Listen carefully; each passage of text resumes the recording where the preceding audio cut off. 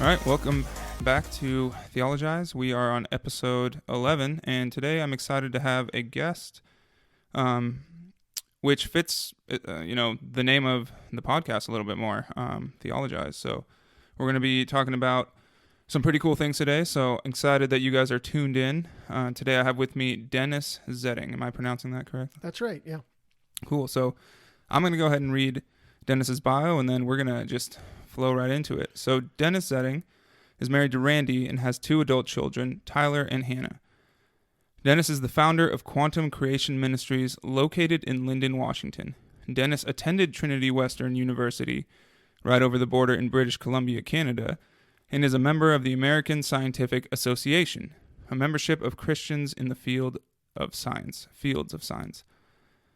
Dennis has spent the last decade and a half researching the bizarre world of quantum physics, specifically photon particles of light, and discovering how science has overwhelming support for the existence of God. In fact, according to biblical scriptures and science, God is the creator and sustainer of everything in the existence is by far and away the best explanation for our existence. Dennis has written a quantum case for God and is working on his second book. Dennis has discovered that science isn't in conflict with God, nor does science make God smaller. Science searches for truth, and since God is the creator of the universe, everything discovered in science is revealing glimpses of God, and the best way to explain God at work is through quantum physics. Understanding how God is actively involved within his creation in every area, from the beginning of creation to originating life on earth to creating every individual life form, brings inspiration to our faith. Be ready to see God everywhere you look. Dennis' journey with quantum physics has deepened his faith so much that he is now able to ascend to heaven and live more fully as his wholeness of flesh and spirit. Why wait till we die to experience the wonder of our existence in heaven?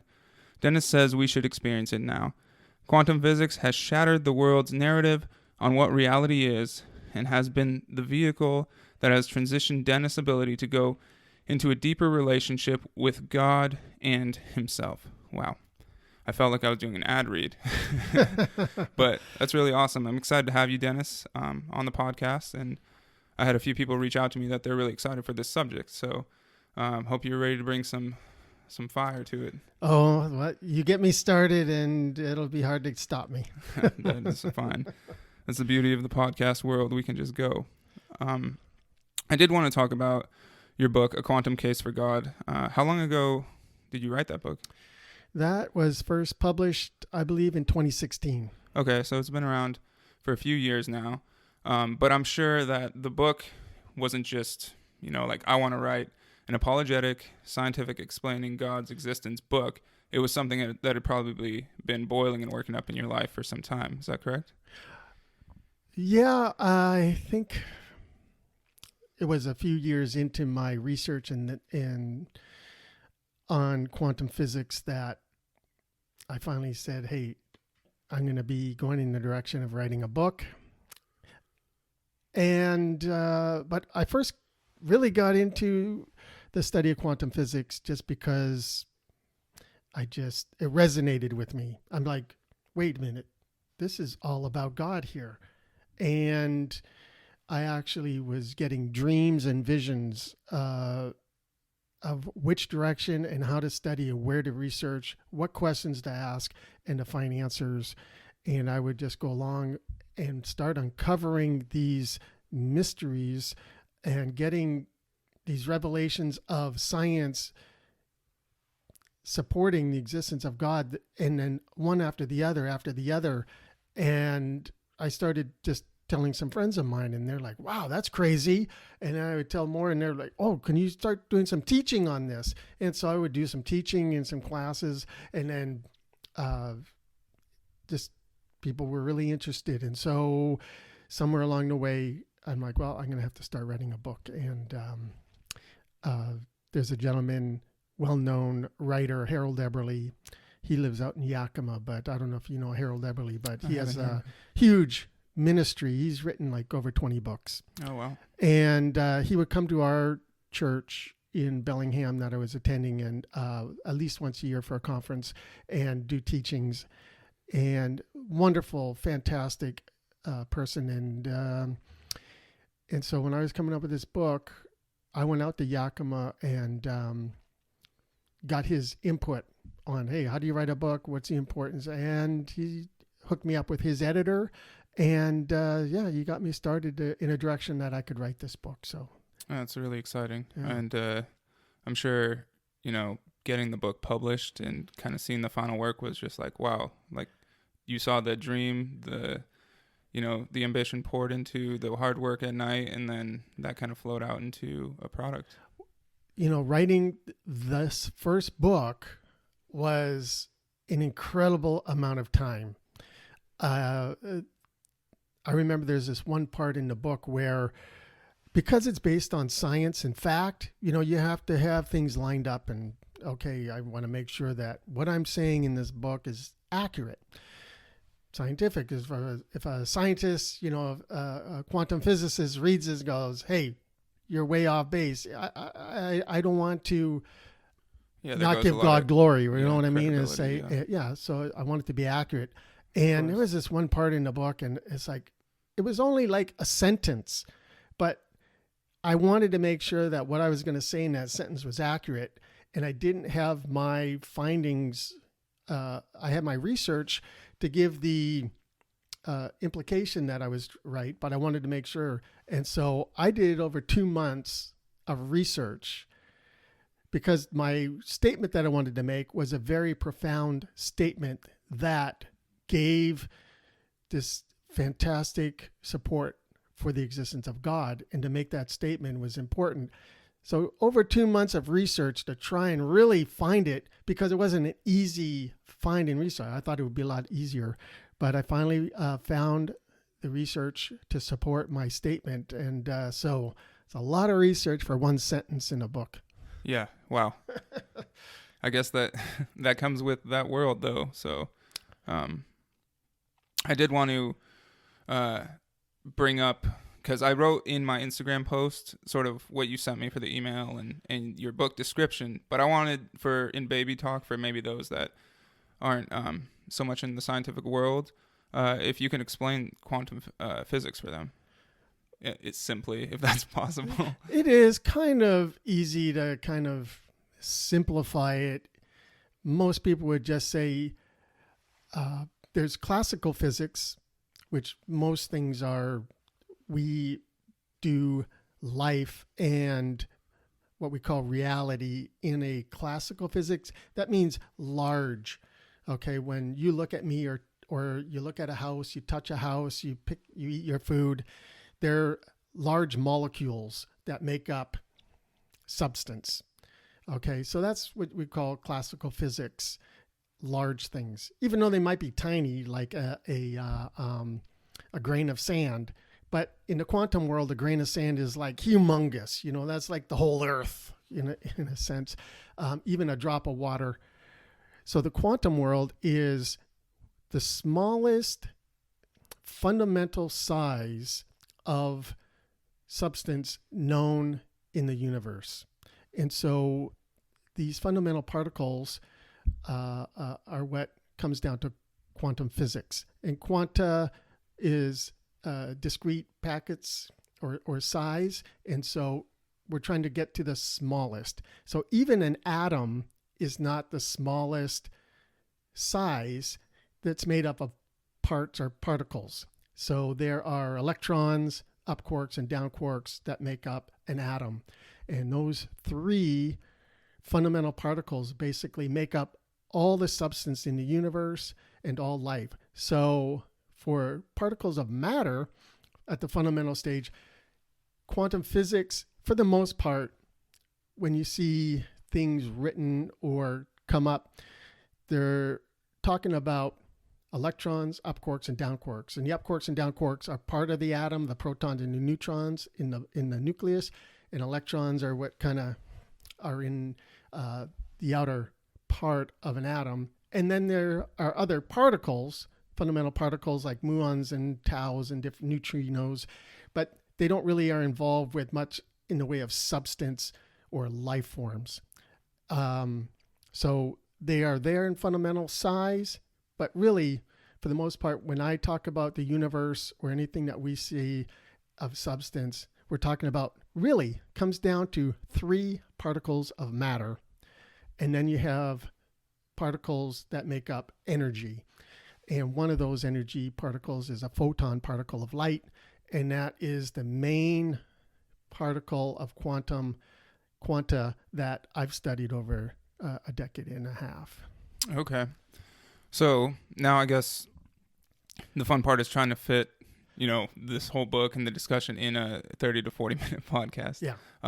So I did want to take that. So now that people have that basis and you sort of started to figure out the basis of these things, and, all of these theories, where was the point where you're like, wow, like this doesn't really disprove God, or this doesn't shy away from his existence, but this actually supports, his existence? That occurred the very first night that I was introduced to quantum physics and string physics. And string physics, if we get into that tonight at all, is actually another advanced branch of physics that is beyond quantum physics, which includes additional dimensions and frequencies of vibrating strings that would make up the particles of electrons and such and such. We can actually shift to that right after this. Like, Yeah. I would love that to be. Okay.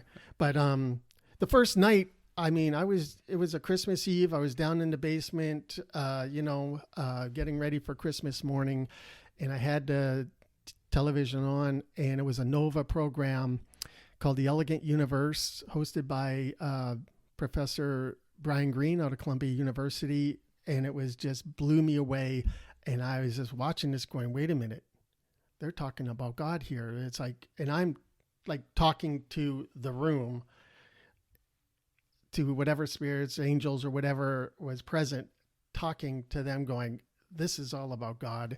And it was that very first night that got me hooked.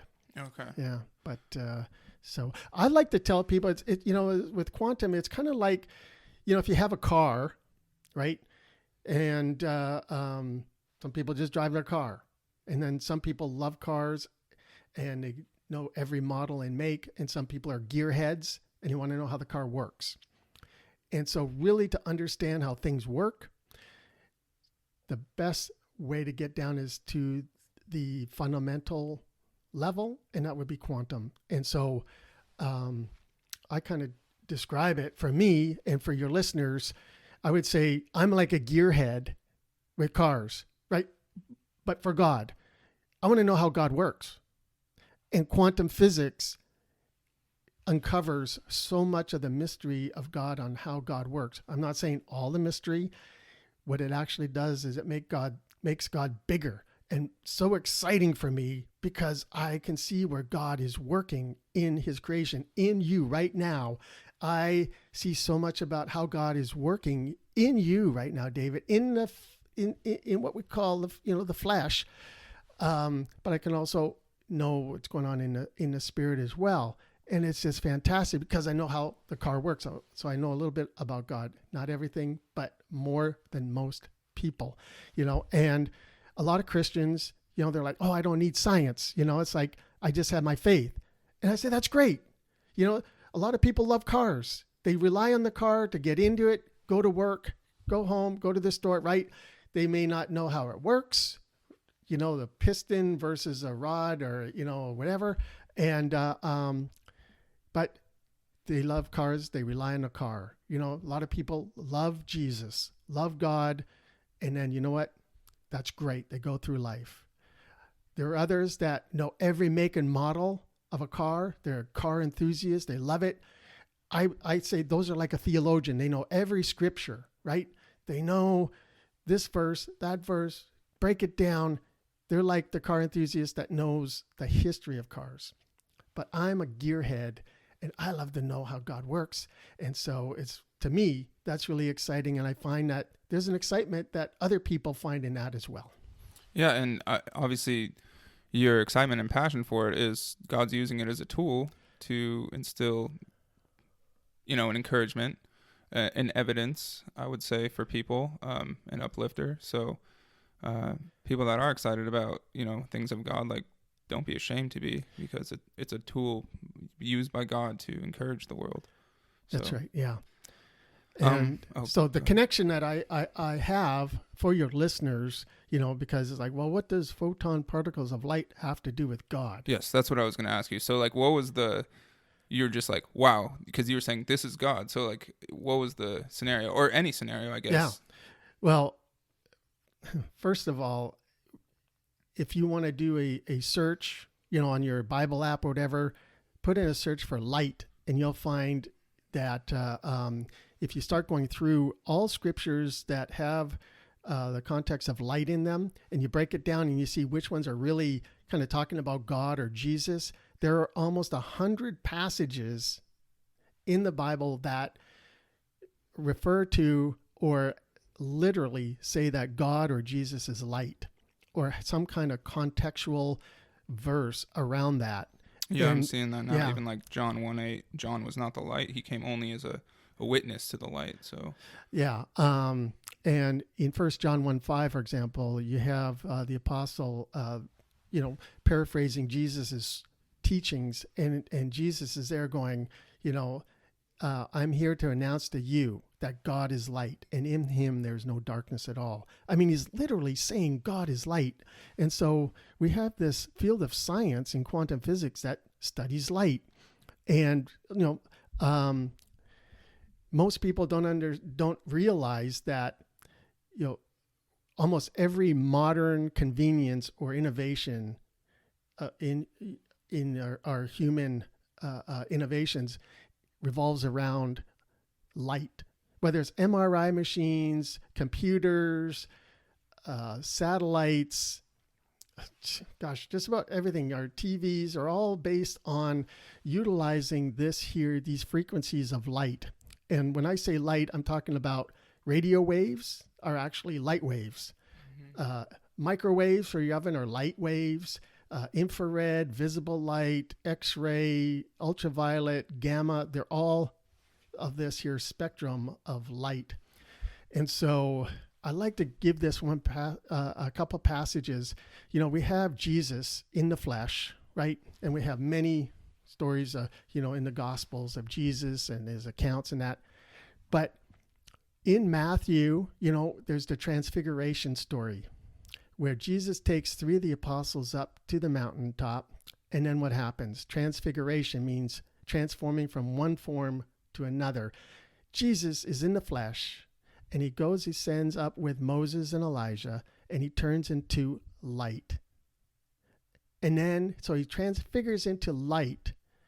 He comes back, transfigures back into the flesh, and his apostles are like, okay, what was that? It's like, and Jesus is like, hey, don't tell anybody till after I, come back from after 3 days rising from the dead.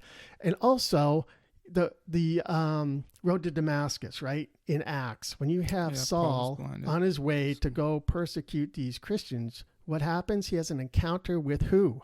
Jesus. With Jesus, right? On the road to Damascus. And what form was Jesus? Yeah, I mean, pretty bright light. Yeah, brighter than the noonday sun. Yeah. Yeah. And anyway, we see 2 passages here where Jesus is literally in the form of light. And when I say God and Jesus are light, I'm not saying all of God is light, but a portion of God is light, and Jesus is light. Like my voice is a part of me. And so I'm not putting God in just the box of light, much more.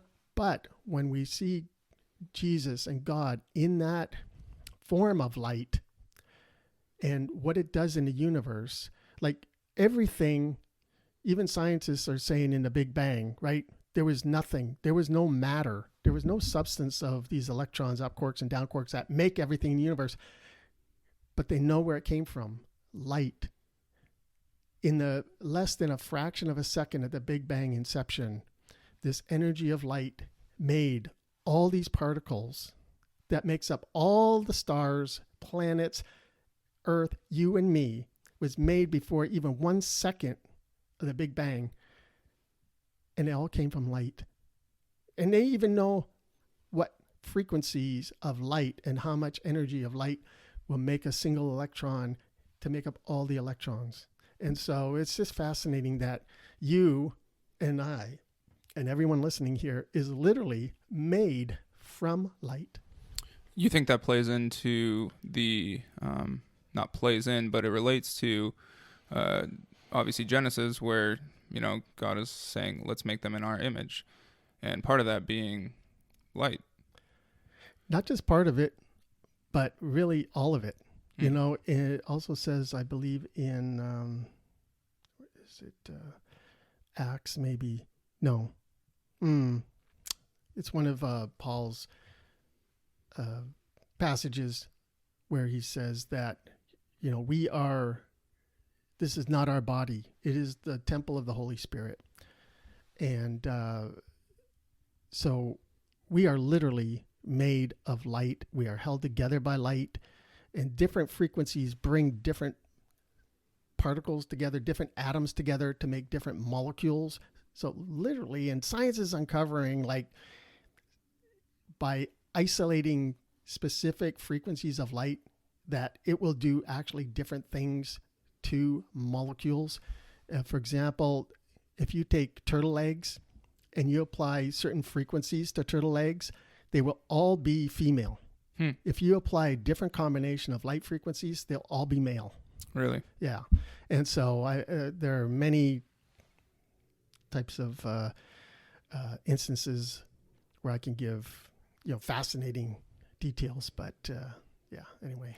Could you give just like your most profound, like, this is God, and there's no way that this can be God, or that God cannot exist, with like a discovery that you found in maybe your studies, or one of your top most profound? It might be hard to pick one. Really, I think the foundational thing is God is light. And I put out an offer there to anyone listening to this podcast, or any scientist. I'll give you $1,000 if you can scientifically prove to me that God cannot be light. I still have my $1,000. So, but I'm willing to, award that to anyone who can scientifically prove, not, I don't believe it, Right. Because as a Christian, you can't say God is not light. You can say, well, I don't really understand what he's talking about, but I know this here, road to Damascus. Yeah, Jesus was light. Oh, it says Jesus is light, God is light, but I don't really know what that means. And so I'm here to tell you, I know what that means. And hey, the profound thing is that God is light. And from the scientific perspective, if being non-biased, saying, I believe in God, I don't believe in God, because science is supposed to be neutral. Science would say, look, if you wanted to make this claim that God exists, that God created the universe, that God is eternal, that God made all life forms, every species, every kind, and knows your every thought, and God is all powerful, God is omniscient everywhere, God is all knowing. There is only one thing known to science in the whole out of everything that it could possibly be. God would have to be light. And so that is profound to say. Science says the only thing God could be, really, to do all these things, God would have to be light. And for the Bible to be, telling us 2,000 years before we have come to this realization of a human race, to be able to decipher different things, like how substance matter was made, how substance matter comes together, how life forms come together, what eternity would look like. If there's a heaven, how could that exist? And how would something in an eternal state be able to be eternal, not bound by time? To say 2,000 years ago, look, we're telling you God is light. And for now to come as a human race saying the only thing God could be to do all these things is be light, is unbelievably not fantastic. It's pretty much impossible to just have that occur by chance. I was just looking through your book here, and that's really, really awesome stuff, by the way. And I hope that people that are listening are encouraged by this. I believe they are. But I was looking at just your first few chapters here. obviously you explained quantum physics a little bit. We were going to get into string physics. And then from there, you have a chapter on the Big Bang, which I would love for you to talk about that as well. But do you mind explaining? We're going to go on into string physics a little bit. Do you mind explaining that? Sure. And then how, it relates to God and his work, and if you can tie them in together. Sure. And briefly, string physics is now quantum physics has a problem. Classical physics has a problem. If you look at quantum physics, which is really the most accurate scientific discovery known in the human race, as far as the accuracy down to decimal places of how accurate quantum physics is mathematically and in the laboratory to occur, is mind-boggling. We look at gravity, for example, the Earth, right, revolves around the sun, and that's accurate. But that pales in comparison to the accuracy of quantum physics. But the problem is classical physics of the large does not mathematically work in unison with the mathematics of quantum physics. And so we have quantum physics that says, well, this is true. And we have classical physics says this is true, but they don't work together.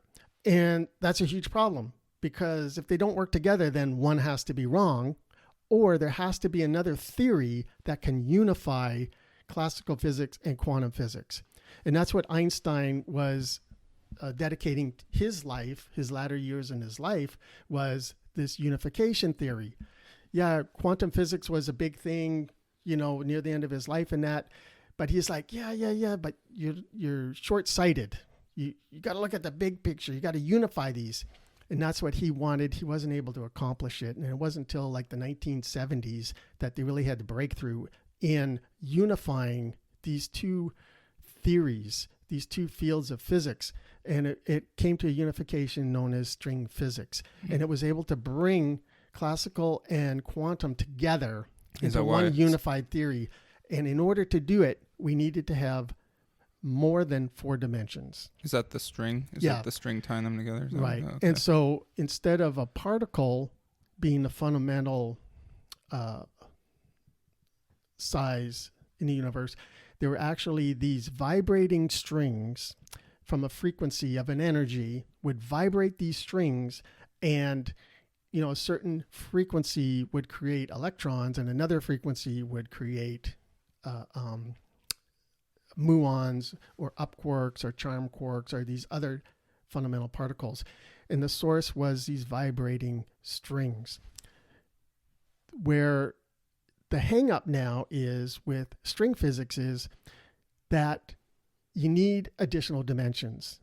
So right now we call reality based on height, length, and depth, right? Those 3 dimensions. And then we have a 4th dimension, which is space-time. And so we have these 4 dimensions. String physics says in order for this unified theory to work, you have to have at least 11 dimensions. So we need 7 more. And that's fantastic, because what that does is it opens up a realm for where heaven can exist, or second heaven, third heaven, these unseen realms. And when it comes to quantum physics and string physics, the things going on in the unseen realms, I like to say, are more real than what we call reality here in these realms. Right. And that's exciting if you're a believer, because what science has just done is give an open door for these heavenly realms. Right. And that's exciting.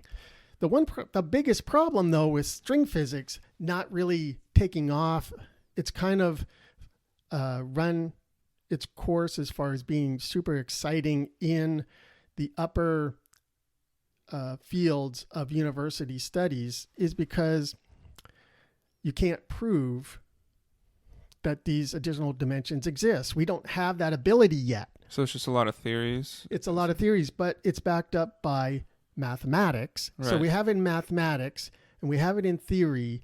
We just have a problem of being able to prove it. And so with science, you can't prove it. A lot of physicists, let's say you're a up and coming physicist and you're at Stanford or MIT or Harvard or Oxford, and you're trying to go, what field am I going to go into? Right. And it's like, oh, string physics would be great, but I can't really do anything with it as a career. And I could spend my whole life working on a project that I can't even prove or do anything with it.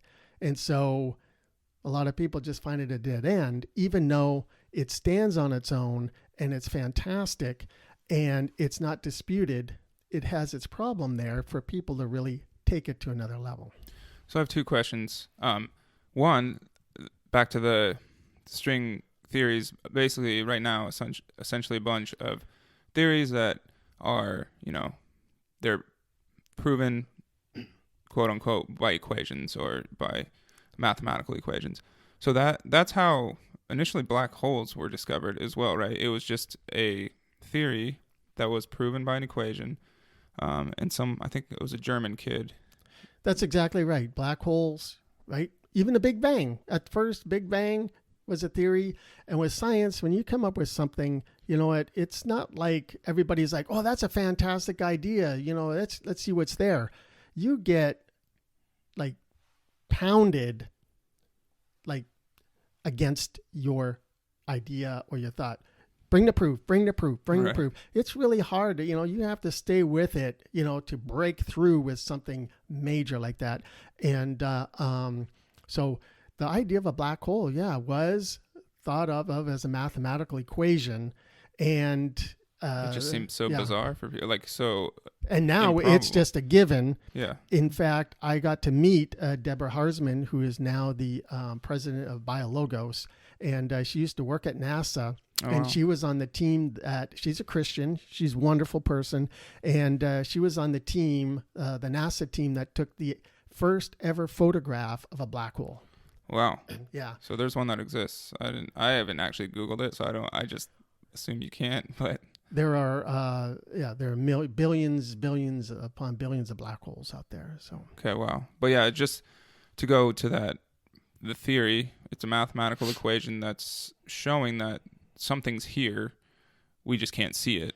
And we have a black hole in our Milky Way galaxy. It's at the center of our galaxy. So it's just a happy thought for everyone out there. But the back to the dimension thing, that's not really going to be proven probably on this earth, is it? Or is it possible that it can be? Well, we don't have enough power, energy to really get there yet. And so if you kind of imagine, plucking a guitar string, right? They're fairly easy to pluck a guitar string, and you get your sound and you get the vibrating sound, and out of that comes in, a frequency, right? So if you kind of think of that, now go to a piano. Have you ever tried to pluck a piano string? Yeah, it's not gonna. You can't do it. You have to knock it with a hammer, right? But if you try and pluck it with your finger, you won't do it. They're so tight and taut to generate the vibrating frequency. You need more energy to pluck that piano string. So if you put that in perspective, now you got to go so many times of being able to have that energy to pluck down to that type of frequency to generate a something that will be able to detect in other dimensions is beyond our capability right now. Okay, I see. And I kind of describe it as Horton Hears a Who. If you ever know, Dr. Seuss. Is it okay to bring up Dr. Seuss right now with all the books? Yeah.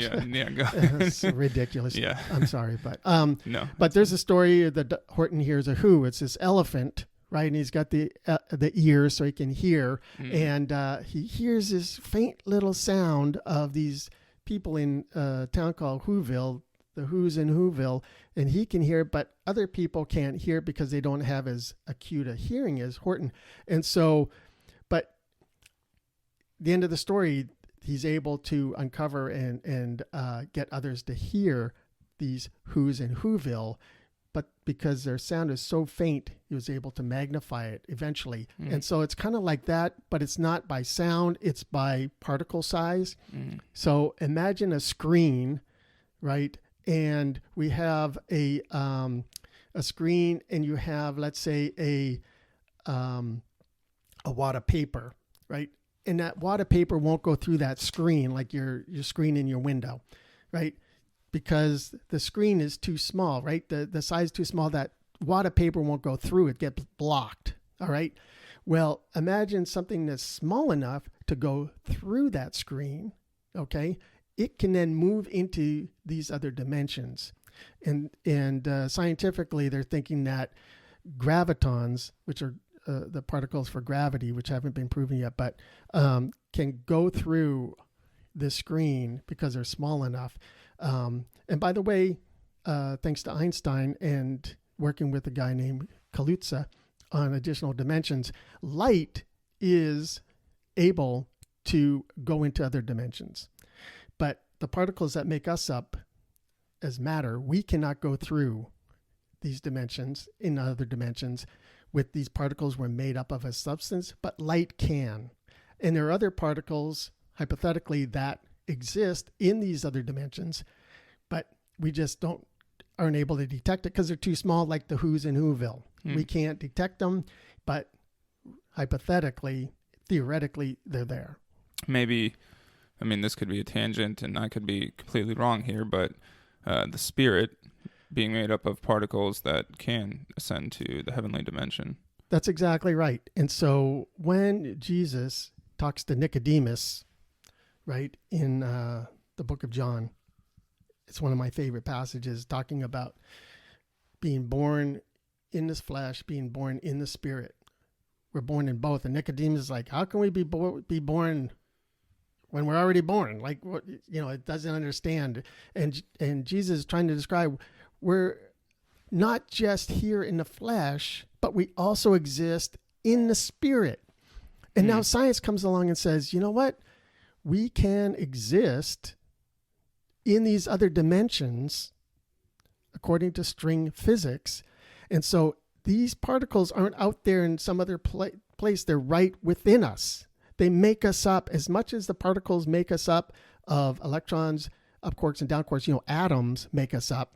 These other particles we can't detect in these other dimensions are within us and make us up just as much. And that's so exciting for science to open this door and say, yes, you can be made up of something that the Bible calls spirit.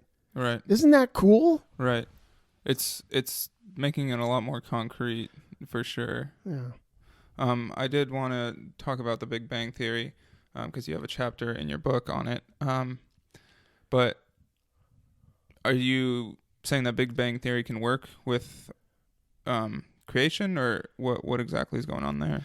Yeah. And so for your listeners, there's a whole range of people, Christians, on their beliefs of how the universe, right? Yes, definitely. And in my book, I'm really excited how I explain that even though on the one hand, you have science talking about the Big Bang 13.8 billion years ago, there's this thing where how actual substance comes into reality, and it's in quantum physics called the observer effect. And you take a wave state and it collapses to a particle state. And that process has to be transferred by light. And you could actually, and they have, it's mind blowing that scientists have done studies where there's a thing called the delayed choice quantum eraser effect. I mean, big, long, fancy name. But basically it says that this Big Bang could have happened 13.8 billion years ago, but it's suspended in a state that is not real until it again becomes in a particle state. And that transition could have happened 6,000, 10,000, 40,000 years ago and align with the genealogies of Genesis. Wow. And so when it actually becomes a reality, it could have actually become reality 6, 10, 40,000 years ago and support the Genesis 6 days of creation, according to genealogies that theologians have broken down. I mean, that's mind-blowing stuff, that quantum physics is so bizarre that you could have, yes, a Big Bang 13.8 billion years ago, and yet what we call the reality of the universe and Earth and creation of, say, 6,000 years ago. It's mind-blowing. And it all supports all the fossil records. It still doesn't break that both could be true. Now, there's a gentleman, there are many theologians or scientists that are Christians that believe that the Genesis story was talking about an era or ages, not literal 24-hour day.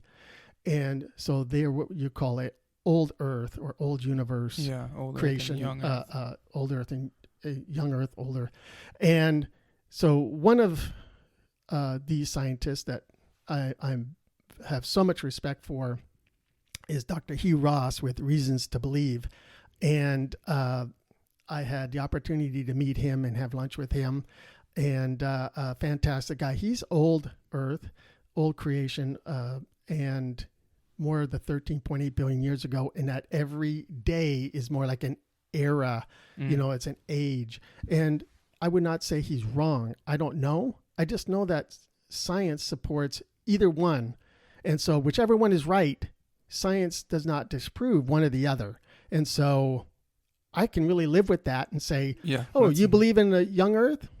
That's cool. You believe in an old Earth? That's cool. And I think that's really cool. Yeah, that's awesome. That's actually exactly where I sit. I always tend to lean towards the old Earth. I hope I don't say there's a bunch of people just gasping as I... But I always did tend to believe more old Earth. But I love what you're saying, that they're both possible. Yeah, I tend to more believe in the old Earth. Yeah. But I write in my book how the new Earth or young Earth actually is supported by quantum physics. And it's so crazy cool that, I love to believe that too. Yeah, of course. Yeah. All right, Dennis. I'm going to have you on for part 2 coming up in the next episode. So if you guys are excited about this first episode, tune in, because we're going to keep talking about his book. And then we're going to take it to what that means for us and a personal relationship with God, because that's really the ultimate goal at the end of the day. That is the ultimate goal. So thank you guys for listening to episode 1 of A Quantum Case for God. We will see you guys in episode 2 of A Quantum Case for God with Dennis Zetting. See you guys.